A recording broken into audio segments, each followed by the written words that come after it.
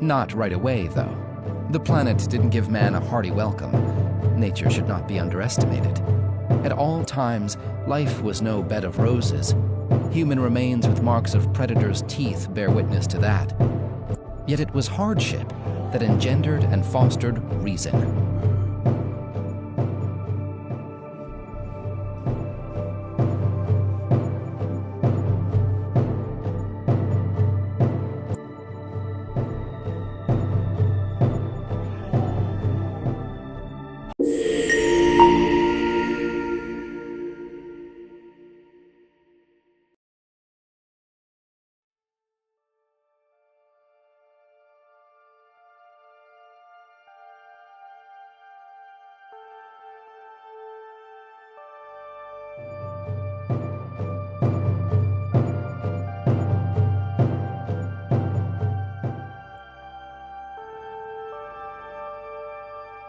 More than 40,000 years ago, Earth was not home to just one kind of human. We, Homo sapiens, were not alone. In the cold forests of ancient Europe lived another species of human, the Neanderthals. They were strong, muscular, intelligent in their own way, yet one day they disappeared. Why? Was it because they were less intelligent than us? Or did they simply think in a different way? The Neanderthals, Homo neanderthalensis, lived across Europe and Western Asia around 400,000 years ago. They were tall, broad-shouldered, with thick skulls and powerful limbs. And most surprisingly, they had larger brains than modern humans. The average Neanderthal brain was about 1,600 cubic centimeters, compared to our 1,400. They were skilled hunters, tool makers, and fire users. They lived in groups, cooperated, and adapted to the freezing climate of the Ice Age for hundreds of thousands of years. But a bigger brain doesn't always mean higher intelligence. The Neanderthal brain was different. The regions controlling vision and body movement were larger, an adaptation to their big bodies and the dim light of the north. Meanwhile, the frontal lobe, the area responsible for creativity, speech, and abstract thought, was slightly smaller than ours. So perhaps they weren't less intelligent, but intelligent in another way: practical, reactive, survival-oriented. Their intelligence was not about invention or art, but about endurance, instinct, and adapting to a brutal world. For a long time, scientists believed the Neanderthals were primitive brutes, but archaeology tells a different story. They buried their dead, sometimes sprinkling flowers over the bodies, a sign of ritual and respect. They made jewelry from shells, animal teeth, and red pigments. In Spain, cave paintings over 65,000 years old may have been created by Neanderthals themselves, long before modern humans arrived.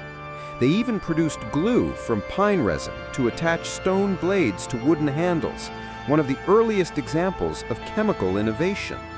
These are not the actions of an unintelligent species, but of a people capable of thought, emotion, and creativity. Around 60,000 years ago, modern humans migrated out of Africa into Europe and met the Neanderthals.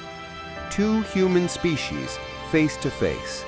And instead of constant war, they mingled.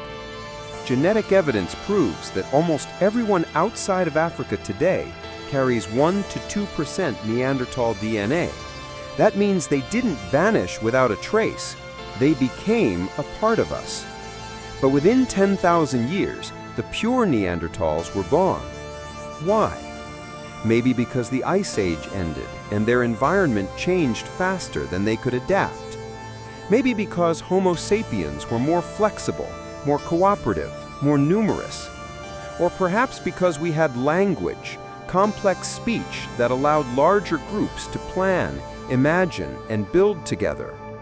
The intelligence of Homo sapiens was not just about survival, it was about imagination and communication.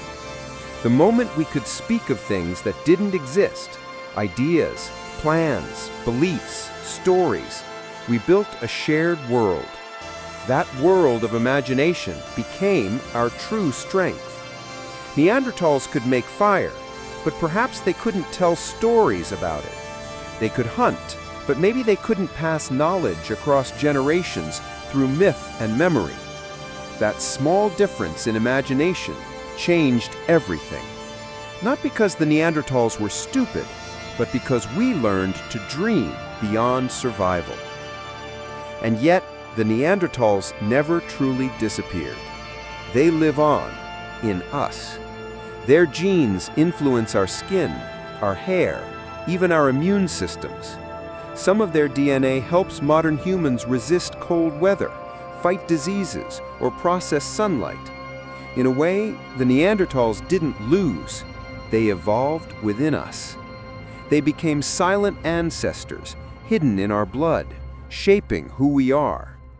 Intelligence is not a competition. Each species of human, from Neanderthals to us, played its part in the great story of evolution. If the Neanderthals had never existed, perhaps we would not be who we are today. They were not our enemies. They were our teachers, our family, our past. So the next time you look into the mirror, remember, part of that face, part of that eye, once belonged to a Neanderthal, still watching, quietly, from deep within our DNA.